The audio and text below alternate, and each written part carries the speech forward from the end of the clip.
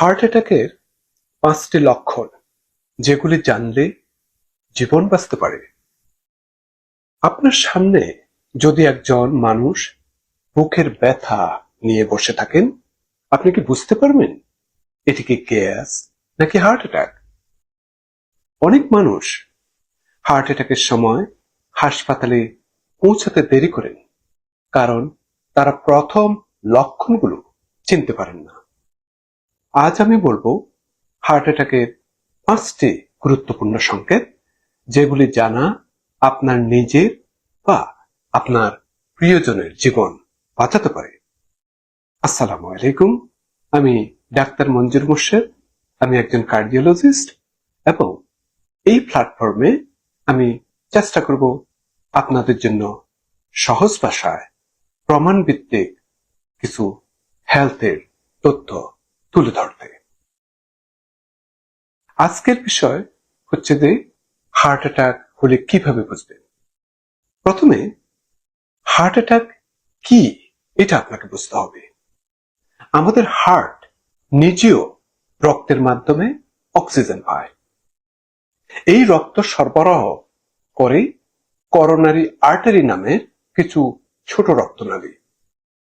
যখন এই রক্তনালীর ভিতর কোলেস্টেরল প্লেক জমে হঠাৎ বন্ধ হয়ে যায়, তখন হার্টের একটি অংশ অক্সিজেনের অভাবে ক্ষতিগ্রস্ত হতে শুরু করে।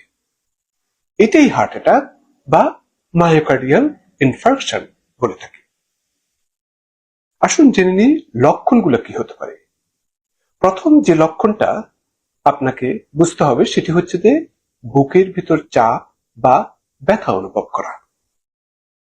এবং এই বুকের চাপ বা ব্যথা অনুভূতিটা বিভিন্ন জন বিভিন্নভাবে বলে থাকেন।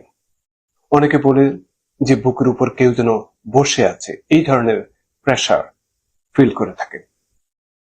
এই ব্যথা সাধারণত বুকের মাঝখানে হতে পারে, কিন্তু গুরুত্বপূর্ণ বিষয় হলো সব সময় তীব্র ব্যথা হবে না। অনেক সময় শুধু চাপ বা অস্বস্তি বা জ্বালা পোড়া হিসাবেও আসতে পারে। এরপরের লক্ষণটা হচ্ছে যে ব্যথা অন্য জায়গায় ছড়িয়ে যাওয়ার সম্ভাবনা থাকে। এটিকে আমরা রেফার্ড পেন বলে থাকি। এটি যেমন বাম হাত বা দুই হাত কিংবা কাঁধ কিংবা ঘাড়, ছোয়াল, এমনকি পিঠে যেতে পারে। বিশেষ করে যদি বুকের অস্বস্তির সাথে এই জায়গাগুলোতে ব্যথা থাকে, বিষয়টি গুরুত্ব দিয়ে দেখতে হবে। এবং পরবর্তী লক্ষণটা আমি বলব শ্বাসকষ্ট। অনেক রোগীর প্রধান সমস্যা হচ্ছে বুকে ব্যথা নয়, বরং শ্বাস নিতেই কষ্ট হয়। বিশেষ করে আপনি যদি একটু হাঁটলে কিংবা সিঁড়ি দিয়ে যদি উঠেন এবং হঠাৎ বিশ্রামের সময় আপনার শ্বাসকষ্ট হলে, কিংবা সেই সাথে সাথে ঘাম, দুর্বলতা বা বুকের অস্বস্তি থাকলে দ্রুত চিকিৎসা প্রয়োজন। আর কি লক্ষণ হতে পারে? অনেক সময় ঠান্ডা ঘাম বা বমি বমি ভাব হতে পারে। কেন? হার্ট অ্যাটাকের সময় শরীরের নার্ভাস সিস্টেম সক্রিয় হয়ে যেতে পারে। তখন হতে পারে হঠাৎ ঠান্ডা ঘাম, বমি বমি ভাব, কিংবা মাথা ঘোরা, কিংবা দুর্বল লাগা। এগুলো কিন্তু অনেকে এটাকে খাবারের সমস্যা মনে করতে পারেন, কিন্তু কিছু ক্ষেত্রে এটি হার্টের সংকেত হতে পারে। এরপরে লক্ষণ বলবো আমি, সেটি হচ্ছে যে অস্বাভাবিক ক্লান্তি ফিল করা। বিশেষ করে যারা নারী, মা বোনেরা, বয়স্ক মানুষ কিংবা ডায়াবেটিস আছে, অনেক সময় প্রচন্ড বুক ব্যথা ছাড়াই শুধু অস্বাভাবিক ক্লান্তি অনুভব করতে পারেন। এই যেমন আগের মতো কাজ করতে পারছি না, অল্প কাজেই খুব দুর্বল লাগছে, এটিও একটি সতর্ক সংকেত হতে পারে। আসুন জেনে নিই কখন আপনার ইমার্জেন্সি যে নাম্বার আছে সেটি আপনি কল করবেন। যেমন আমাদের যুক্তরাষ্ট্রে 911 কখন কল করবেন, কিংবা আমাদের বাংলাদেশে যে নাম্বার আছে ইমার্জেন্সি নাম্বার সেই নাম্বারে আপনি কল করবেন। যদি আপনার বা কারো আপনার পরিচিত 5 মিনিটের বেশি বুকে চাপ থাকে, যেমন শ্বাসকষ্ট হয়ে থাকে, ঠান্ডা ঘাম দিয়ে থাকে, ব্যথাটা হাত বা ছোঁয়ালে ছড়িয়ে যাচ্ছে, তাহলে অপেক্ষা করবেন না।